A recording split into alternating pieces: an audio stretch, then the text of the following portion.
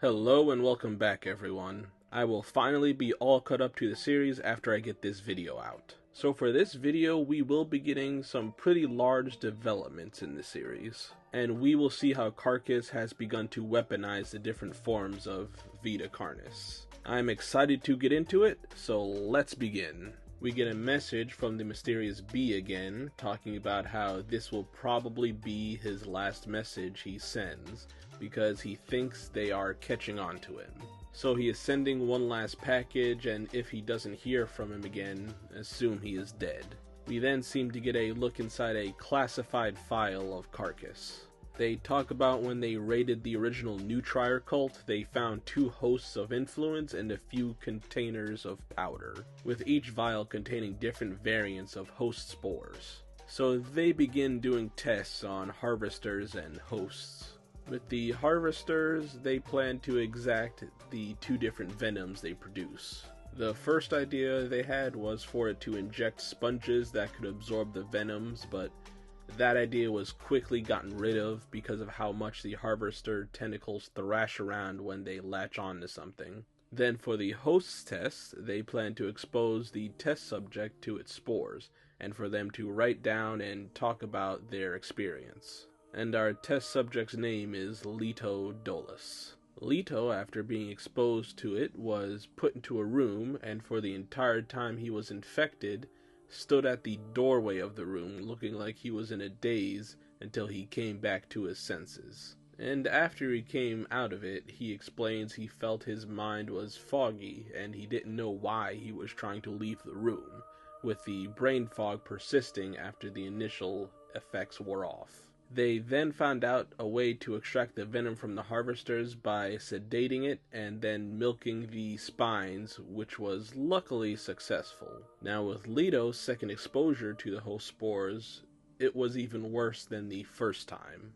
And now he seemed pretty angry he couldn't leave because he tried to tear the door open. And afterwards he says that it was a lot worse than the first time, having tremors now, feeling extremely disoriented, and having a large headache. Leto's third time getting exposed caused him to start ramming himself into the door to try to escape, and after the effect wore off, he said he feels numb, but that he was good to go again.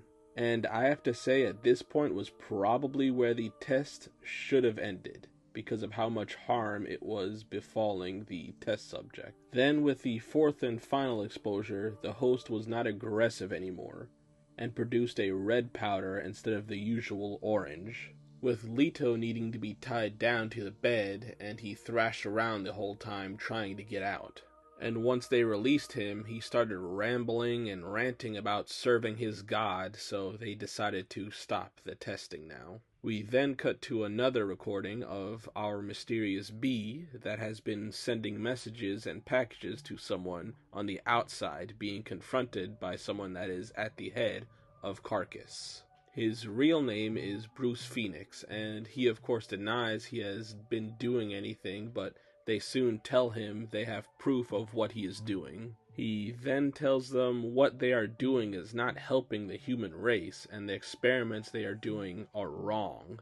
But the only thing the guy interrogating him keeps asking is who he has been sending all the files to, probably so they can take them out or stop them from exposing them. Bruce tells them that the singularities are brainwashing them, but they just say to turn the cameras off. Then we get some kind of singularity vision indicated by the little cult symbol in the corner. The interrogator explains to Bruce that the neurotoxic venom the harvesters use kills all the nerves in the body, slowly killing the person until their lungs, heart, and brain stop functioning. But the person usually dies from blood loss before they feel any of it. So he gets a needle full of it and injects Bruce, making sure he has the most painful death possible, while you can hear him begging for his life, ending the video. So now it seems Carcas has fully succumbed to the Vita Carnis at this point. With the person Bruce was sending things to, I am pretty sure it was our closest thing to a protagonist in the series, Vincent Barare. since in the message he did say he exposed them once before. But before we get into the main video, let's take a look at the hidden video, which seems to be played in reverse, showing a nightmare depiction of Vincent's family dying and the scientist that died in the last video, which he found his video footage, with the decoded title being Futile Attempts to Overcome, which is basically Vita Carnis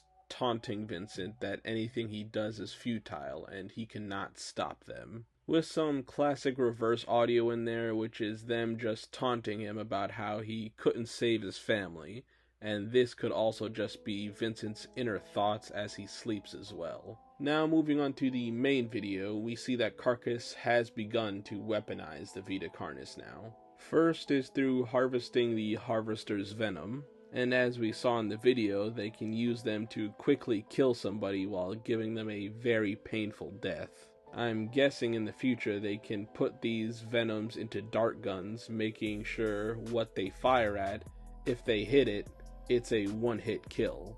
Then we see the containers they got from the previous cult had the regular spores that make a person seek out the host that infected them, the Nutriarco flavor enhancer that slowly made people addicted to it and over time would change their brain to become more vulnerable to manipulation by the cult, and then the red powder that we did not know what it did. But we see the host produce it after infecting Leto multiple times, and after he was exposed to it, he became a fanatical believer in the Vita Carnis. I am guessing they would use this to create soldiers that would throw themselves at the enemy, since he did not seem he could have much higher thinking at that point. And the last thing I want to talk about is that weird singularity vision we got, because the guy that injected Bruce had a strange silhouette in that vision that I cannot for the life of me understand what it is. After this video, I think we may be getting the season 2 finale soon, since we have been following Bruce for most of season 2, with now our only hope being Vincent, yet again. And it would be kind of hilarious if he yet again exposed the Vita Carnis to the world. But it does seem that him fighting them is taking a mental toll on him from what we saw of the secret video. But we will just have to see how things go in the future. If you want to see more of my Vita Carnis content, there should be a playlist showing up now. And I would love it if you like the video and subscribe to stay up to date with all my stuff. With all that done, I will see you guys later. Bye guys.